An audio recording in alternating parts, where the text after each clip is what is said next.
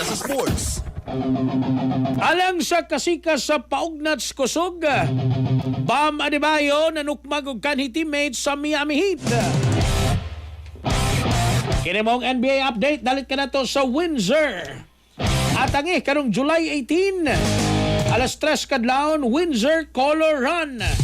6K, 12K og 16K.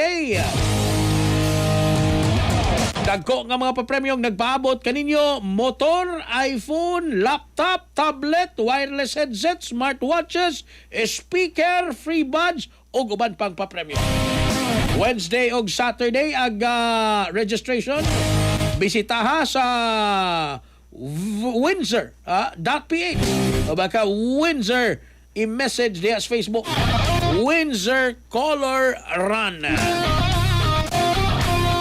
Sa kumpletong detalye sa sports, sa tungkwaon si katropang Gyro Biking.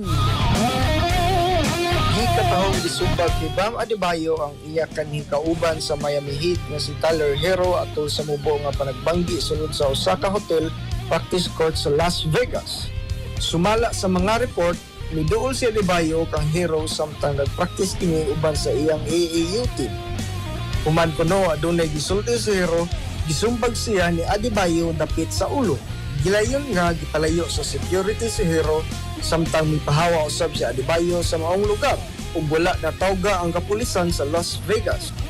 Gikumpirma sa Miami Heat ug Milwaukee Bucks diin karon nagdula si Hero nga nasayod sila nga insidente apan wala na silang pagawas og dugang nga komento. So wala pa nahimong publiko ang hitabo. Nakahatag pa og interview si Hero sa Amazon Prime Video so wala pa ang duwa sa NBA Summer League tali sa Heat ug Bucks. Gituuhang adunay kalabot ang panagbanggi sa nag-leak nga pribadong mensahe ni Hero ngadto sa usa ka fan diin iyang gitamay ang depensa ni Adebayo. Si Adebayo 28 anyos nagdula sa Miami Heat sulod sa siyam ka tuig ug 7 ka season silang nagtinabangay ni Hero sa maong gunan. Samtang si Hero 26 anyos bago lang nabalhin sa Milwaukee Bucks pinaagi sa usa ka blockbuster trade. Alang sa natural nga suporta sa immune system ug pinatibuk ang kahimsog sa lawas, kanunaya ang pagtumar sa Santon Plus Gold.